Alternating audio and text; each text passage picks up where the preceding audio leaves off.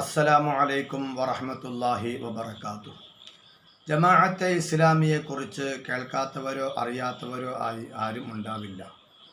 സാധാരണക്കാർ മനസ്സിലാക്കി വച്ചിട്ടുള്ളത് രാഷ്ട്രീയത്തിൽ ഒരു നിലപാടെടുത്ത് അത് പിന്നീട് തിരുത്തി നിലപാടിന് വിരുദ്ധമായ നിലപാട് സ്വീകരിച്ചവരാണ് ജമാഅത്തെ ഇസ്ലാമിക്കാർ. ആ ഒരു കുഴപ്പം മാത്രമേ ഇക്കൂട്ടർക്ക് ഉള്ളൂ എന്ന ഒരു ധാരണ വെച്ച് പുലർത്തുന്ന ആളുകളുണ്ട്. ആ ഒരു പിഴവ് ഇക്കൂട്ടരിൽ ഉള്ളതോടുകൂടി തന്നെ ഗുരുതരമായ വേറെയും ചില പിഴവുകൾ ജമാഅത്തെ ഇസ്ലാമിയിൽ നമുക്ക് കാണാൻ കഴിയും. ഒറ്റ വാക്കിൽ പറഞ്ഞാൽ സലഫിസം എന്താണോ അത് തന്നെയാണ് ജമാഅത്തെ ഇസ്ലാമിയുടെ ആശയവും. തെളിവായി നമുക്ക് നിരവധി കാര്യങ്ങൾ ഉന്നയിക്കാനുണ്ട്. സലഫികൾക്ക് ഇസ്തിഗാസ, അതായത് വഫാത്തായ മഹാന്മാരോട് സഹായം തേടൽ ഷിർക്കാണ്. അത് ചെയ്താൽ മുശ്രിക്കാകുന്ന കർമ്മമാണ്. ഇതേ ആശയം തന്നെയാണ് ജമാഅത്തെ ഇസ്ലാമിയും പഠിപ്പിക്കുന്നത്.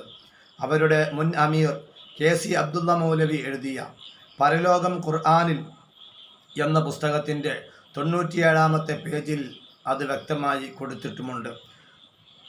ബദരീങ്ങൾ, ഉഹദീങ്ങൾ തുടങ്ങിയ മഹാത്മാക്കൾ, മുഹിയുദ്ദീൻ, അഹമ്മദ് റിഫായി തുടങ്ങിയ ഷെയ്ഖുമാർ, ഇങ്ങനെയുള്ളവരെ വിളിച്ചു പ്രാർത്ഥിച്ച മുശ്രിക്കുകൾ ഒരു പുതിയ അടവ് കൂടി പ്രയോഗിച്ചു നോക്കുകയാണെന്ന് തോന്നുന്നു എന്ന് എഴുതിയിട്ടുണ്ട്.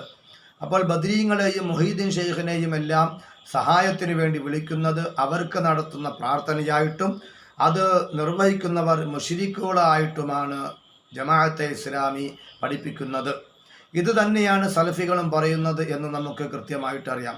അതുകൊണ്ട് നാം മനസ്സിലാക്കേണ്ടത് സലഫിസത്തിൻ്റെ, മുജാഹിദിസത്തിൻ്റെ മറ്റൊരു പതിപ്പാണ് ജമാഅത്തെ ഇസ്ലാമിയും.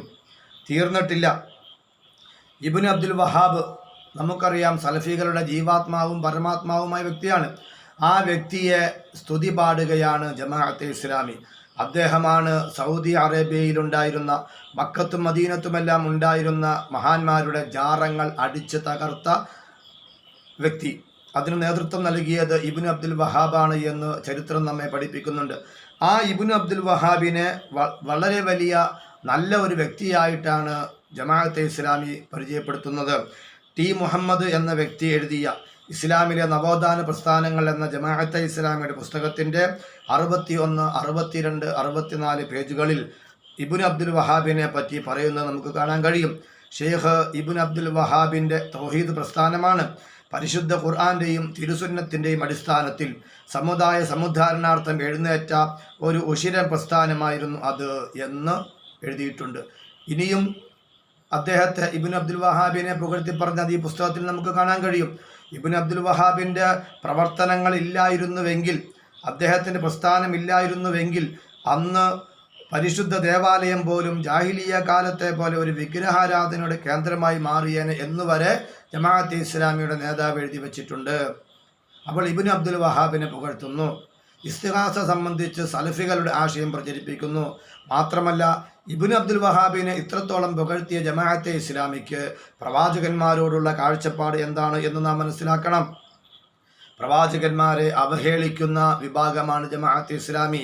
1987 ജനുവരി മാസത്തിൽ അവരിറക്കിയ അവരുടെ ഔദ്യോഗിക മാസികയായ പ്രബോധനത്തിൽ അതിൻ്റെ 54-ാമത്തെ പേജിൽ നമുക്ക് വായിക്കാം, പ്രവാചക ശരീരം മണ്ണ് തിന്നുകയില്ല എന്ന് ഉറപ്പിച്ചു പറയാൻ ആധികാരികമായ തെളിവൊന്നും ഈ ലേഖകൻ കണ്ടിട്ടില്ല. മുസ്ലിമീങ്ങളുടെ വിശ്വാസം പ്രവാചകൻ പഠിപ്പിച്ചത് പ്രവാചകന്മാരുടെ ശരീരം മണ്ണ് തിന്നുകയില്ല എന്നാണ്. അതിന് ഘടകവിരുദ്ധമായിട്ടാണ് പ്രബോധനം ജനങ്ങളെ പഠിപ്പിക്കുന്നത്. പ്രവാചകന്മാർക്ക് മരിക്കാമെങ്കിൽ, അവരുടെ മൃതദേഹങ്ങൾ മണ്ണിൽ മറമാടുകയും ചെയ്യാമെങ്കിൽ പിന്നെ ആ ജഡങ്ങൾ മണ്ണിൽ ചേരാതെ ഇരിക്കുന്നതിൽ എന്തെങ്കിലും പ്രത്യേക ഗുണമുണ്ടെന്ന് തോന്നുന്നില്ല. അങ്ങനെ തുടങ്ങി പ്രവാചകന്മാരെ അവഹേളിച്ചുകൊണ്ട് 1987 ജനുവരി മാസത്തിൽ ഇറക്കിയ പ്രബോധനത്തിൽ ജമാഅത്തെ ഇസ്ലാമി പ്രവാചകന്മാരെ മോശമാക്കി ചിത്രീകരിക്കുകയാണ്. എന്നാൽ നബി സല്ലല്ലാഹു അലൈഹി വസല്ലമ തങ്ങൾ പഠിപ്പിച്ചത് എന്താണ്? ബഹുമാനപ്പെട്ട ഇമാം ഹാക്കിം തങ്ങൾ അവിടുത്തെ മുസ്തദ്റക്കിലും ഇമാം നസായി തങ്ങൾ അവിടുത്തെ സുനനിലുമെല്ലാം രേഖപ്പെടുത്തിയിട്ടുണ്ട്. രണ്ടുപേരും കിതാബുൽ ജുമുഅ എന്ന അധ്യായത്തിൽ പറയുന്നത് കാണാം. ഒരു ഹദീസ് രേഖപ്പെടുത്തുന്നു, വെള്ളിയാഴ്ച ദിവസം നിങ്ങൾ ധാരാളം സ്വലാത്ത് ചൊല്ലണം. ഫൈന സ്വലാത്തക്കും മഅറൂദത്തുൻ അലയ്യ, നിങ്ങളുടെ സ്വലാത്ത് എൻ്റെ മേൽ വെളിവാക്കപ്പെടുമെന്ന് നബിതങ്ങൾ പറഞ്ഞപ്പോൾ സ്വഹാബത്ത് ചോദിച്ചു, നബിയെ എങ്ങനെയാണ് ഞങ്ങളുടെ സ്വലാത്ത് അങ്ങേക്ക് വെളിവാക്കപ്പെടുന്നത്? അങ്ങ് നുരുമ്പിപ്പോയിട്ടുണ്ടാവില്ലേ എന്ന് ചോദിക്കുമ്പോൾ നബിതങ്ങൾ പറഞ്ഞ മറുപടി, ഇന്നല്ലാഹ അസ്സ വജല്ല ഖദ് ഹറമ അലൽ അർളി അൻ തഅകുല അജ്സാമൽ അംബിയാഇ, അല്ലാഹു തആല ഭൂമിയുടെ മേൽ നിഷിദ്ധമാക്കിയിരിക്കുകയാണ് പ്രവാചകന്മാരുടെ ശരീരം തിന്നലിനെ. അപ്പോൾ പ്രവാചകന്മാരുടെ ശരീരം ഭൂമി തിന്നുകയില്ല, മണ്ണിൽ ജീർണിക്കുകയില്ല എന്ന് നബി സല്ലല്ലാഹു അലൈഹി വസല്ലമ തങ്ങൾ പഠിപ്പിക്കുമ്പോൾ ആ നിബിധങ്ങൾ പഠിപ്പിച്ചതിന് ഘടകവിരുദ്ധമായിട്ടാണ് ജമാഅത്തെ ഇസ്ലാമി എഴുതി വെച്ചത്. ഇത് ജമാഅത്തെ ഇസ്ലാമിയുടെ വാദം മാത്രമല്ല, മുജാഹിദുകളും സമാനമായ വാദഗതിക്കാരാണ് എന്ന് നമുക്ക് അറിയാൻ കഴിയും. അവരുടെ 1985 സലഫികൾ, അതായത് മുജാഹിദുകൾ പുറത്തിറക്കിയ അൽമനാർ മാസിക, അത് സെപ്റ്റംബർ മാസത്തിലിറക്കിയ അൽമനാർ മാസികയുടെ 20ാമത്തെ പേജിൽ കാണാം, ഖബറുകളിൽ ജീർണിച്ച് ജഡങ്ങളായി മാറിയ ആ പുണ്യാത്മാക്കൾക്ക് എങ്ങനെ മറ്റുള്ളവർക്ക് ഗുണവും ദോഷവും ചെയ്യാൻ കഴിയും? അപ്പോൾ സലഫികൾ പറയുന്നു മഹാത്മാക്കളുടെ ശരീരം ജീർണിച്ചു പോകും. അതേ വാദം തന്നെ ജമാഅത്തെ ഇസ്ലാമി ഏറ്റുപിടിക്കുന്നു, മഹത്തുക്കളുടെ പ്രത്യേകിച്ച് പ്രവാചകന്മാരുടെ ശരീരം മണ്ണ് തിന്നുമെന്ന്. ഇതാണ് ഞാൻ പറഞ്ഞത്, സലഫിസം തന്നെയാണ് ജമാഅത്തെ ഇസ്ലാമിയുടെ ആശയം. മാത്രമല്ല നബി സല്ലല്ലാഹു അലൈഹി വസല്ലമ തങ്ങളെ വരെ നിസാരപ്പെടുത്തിക്കൊണ്ട് അബുൽ അല മൗദൂദി എഴുതിയിട്ടുണ്ട്. അദ്ദേഹത്തിന് ജുമാ ഖുത്ബ എന്ന പുസ്തകം അബുൽ അല മൗദൂദി എഴുതിയതാണ്. അതിന് വിവർത്തനം നൽകിയത് വി.എ. കബീർ എന്ന വ്യക്തിയാണ്.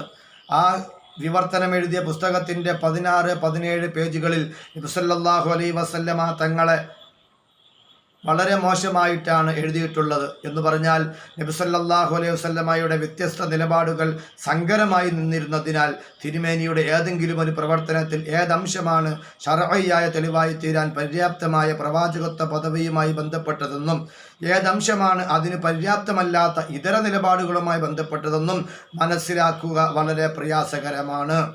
ഈ സങ്കരാവസ്ഥ ഇതേക്കാളേറെയാണ് സ്വഹാബിവര്യന്മാരുടെ പ്രവർത്തനങ്ങളിലും എന്നാണ് അബുൽ അല മൗദൂദി പഠിപ്പിക്കുന്നത്. ഇതിൻ്റെ ഉദ്ദേശം എന്താ? പ്രവാചകന്മാരിൽ നിന്ന്, മുത്തുനബിയിൽ നിന്ന്, സ്വഹാബത്തിൽ നിന്ന് മുസ്ലിം സമുദായത്തെ അടർത്തി മാറ്റൽ ആണ് ഇതിൻ്റെ ലക്ഷ്യമെന്ന് ഏതൊരാൾക്കും ബോധ്യമാകും. അതുകൊണ്ട് പറയാനുള്ളത്, ജമാഅത്തെ ഇസ്ലാമി അത് സലഫിസം തന്നെയാണ്, അവർ ബിദ്അത്തുകാർ തന്നെയാണ്, പുത്തൻവാദികൾ തന്നെയാണ്. കേവലം രാഷ്ട്രീയത്തിൽ എടുത്ത ഒരു നിലപാടിൽ സംഭവിച്ച പിഴവ് മാത്രമല്ല അവരുടേത്, നേരെ മറിച്ച് നമ്മുടെ ഇസ്ലാമിൻ്റെ വിശ്വാസ ആചാര അനുഷ്ഠാന കർമ്മങ്ങളിൽ കടന്നു ചെന്ന് പുത്തൻവാദങ്ങൾ ഇസ്ലാമിലേക്ക് കടത്തിക്കൂട്ടിയ പുത്തൻവാദികളാണ് ജമാഅത്തെ ഇസ്ലാമി എന്ന് നാം മനസ്സിലാക്കണം. അതുകൊണ്ട് അക്കൂട്ടരിൽ നിന്ന് നിർബന്ധമായും നാം അകന്നു നിൽക്കണം. അത് നബി സല്ലല്ലാഹു അലൈഹി വസല്ലമ തങ്ങൾ പഠിപ്പിച്ചതാണ്. ഇമാം ബുഖാരി തങ്ങൾ അവിടുത്തെ സ്വഹീഹിൽ രേഖപ്പെടുത്തിയതുമാണ്. മൻ അഹദസ ഹദസൻ ഔ ആവാ മുഹദിസൻ, ആരെങ്കിലും ഒരു പുത്തൻവാദം ഉണ്ടാക്കിയാൽ അല്ലെങ്കിൽ പുത്തൻവാദിക്ക് അഭയം നൽകിയാൽ ഫഅലൈഹി ലഅനത്തുല്ലാഹി വലഅനത്തുൽ ലാഇനീന വൽ മലായികത്തി വന്നാസി അജ്മഈൻ, ആ പുത്തൻവാദിക്ക് അഭയം നൽകിയ വ്യക്തിക്ക് അള്ളാഹുവിൻ്റെ ശാപമുണ്ടാകും, ശപിക്കുന്നവരുടെ എല്ലാ ശാപക്കാരുടെയും ശാപമുണ്ടാകും, മലക്കുകളുടെ ശാപമുണ്ടാകും, എല്ലാ ജനങ്ങളുടെയും ശാപമുണ്ടാകും. പോരാ, ലാ യഖ്ബലുല്ലാഹു മിൻഹു സർഫൻ വലാ അദ്ല, ആ അഭയം നൽകിയ വ്യക്തിക്ക്, പുത്തൻവാദിയായ വ്യക്തിയിൽ നിന്ന് അല്ലാഹു തആല ഒരു ഇടപാടും സ്വീകരിക്കുകയില്ല എന്ന് ആരംഭ നബി സല്ലല്ലാഹു അലൈഹി വസല്ലമ തങ്ങൾ പഠിപ്പിച്ചിട്ടുണ്ട്. അതുകൊണ്ട് സലഫി ആശയം പേറുന്നവരാണ്, അത് പ്രചരിപ്പിക്കുന്നവരാണ് ജമാഅത്തെ ഇസ്ലാമി എന്ന് നാം മനസ്സിലാക്കണം. അസ്സലാമു അലൈക്കും വറഹ്മത്തുള്ളാഹി വബറകാതുഹു.